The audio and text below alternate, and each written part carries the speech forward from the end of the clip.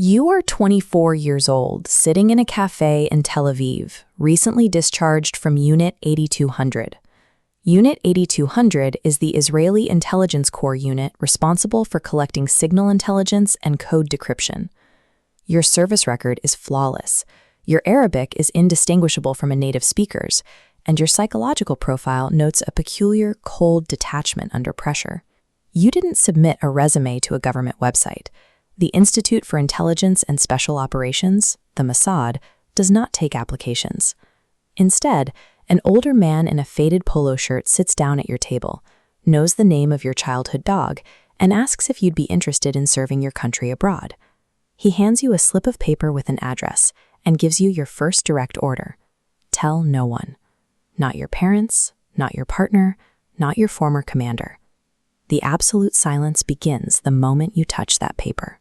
By taking that paper, you are attending the funeral of the person you have been your entire life, making room for a ghost to be born in the shadows.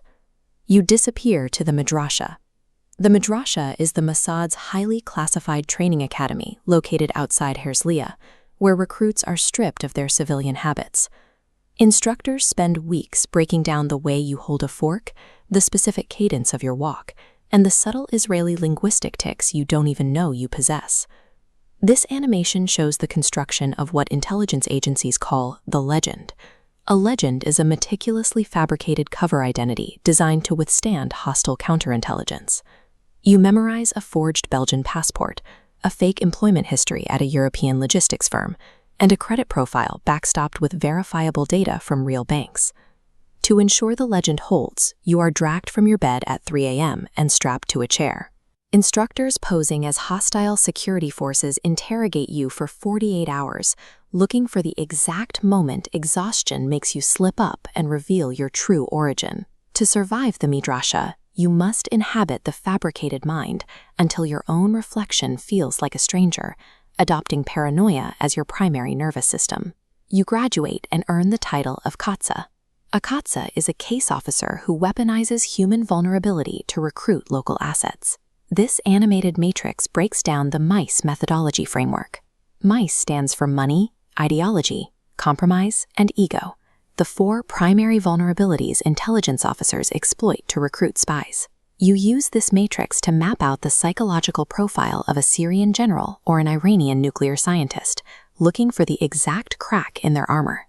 You discover the general has crushing gambling debts he is hiding from his superiors. You press heavily on that vulnerability, engineering a situation where selling state secrets to you feels like the only logical way to survive. This photograph of a crowded Damascus souk shows the oppressive scale of the Hafez al-Assad poster looming over the market. It illustrates the omnipresent enemy state apparatus you navigate to meet your new asset. You operate in hostile Middle Eastern capitals, where diplomatic immunity does not exist, and capture means a prolonged, televised execution.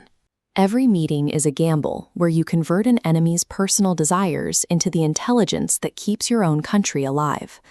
This video of a quick, untraceable mechanical swap in an industrial space illustrates the shift into Mossad and its elite subunit, Kidan. Mossad is the Mossad division responsible for kinetic, targeted sabotage and paramilitary operations. You are no longer gathering information. You are planting the malware that destroys a centrifuge or placing the magnetic explosive on a terrorism financier's vehicle. This image shows the ordinary pedestrians in traffic of a Tel Aviv street, representing the oblivious society you return to between deployments. You transition from orchestrating sabotage in Tehran on Tuesday to sitting in a local cafe on Thursday, surrounded by people who have zero visibility into what you do to ensure their safety. You go home to a spouse and children. When they ask about your business trip to Brussels, you lie with the exact same proficiency you use on hostile border guards. You invent mundane complaints about delayed flights to mask the source of your severe emotional exhaustion. The total, silent isolation you experience while sitting across from your family at your own kitchen table weighs more than the constant threat of a counterintelligence raid abroad. The imposing, geometric architecture of the modern Tel Aviv skyline reflects the cold, bureaucratic distance of Mossad High Command. After 15 years, your face is known to too many foreign intelligence services, so you are promoted out of physical peril and into the sterile environment of the directorate.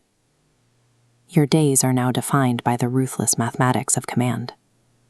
You sit in air-conditioned rooms and authorize lethal strikes, or make the calculated decision to disavow a burned agent in Beirut to protect the wider intelligence network. Climbing the hierarchy merely replaces the immediate, visceral fear of physical danger with a permanent, crushing moral culpability for the lives you spend. An older man drinks a beer at a cafe, blending seamlessly into the background and unnoticed by the civilians around him. This is retirement from the shadows. There are no public medals, no newspaper profiles, and you will carry the true history of the Middle East to your grave without ever claiming credit for it. You sit sipping your coffee, quietly observing the environment. Your brain still automatically memorizes the exits, catalogs the faces of everyone walking through the door, and spots the subtle tells of plainclothes security. The paranoia is permanently hardwired into your nervous system. A young person sits alone as a shadow slowly falls over them from an unseen figure, approaching just out of frame. From your corner table, you notice a familiar pattern: an older man in a faded polo shirt, sitting down uninvited next to a 24-year-old civilian. You watch them talk, knowing exactly what is being asked. The institution's survival is guaranteed, because this cycle of self-erasure is eternal, demanding a constant, quiet supply of new ghosts to replace the ones who finally faded away.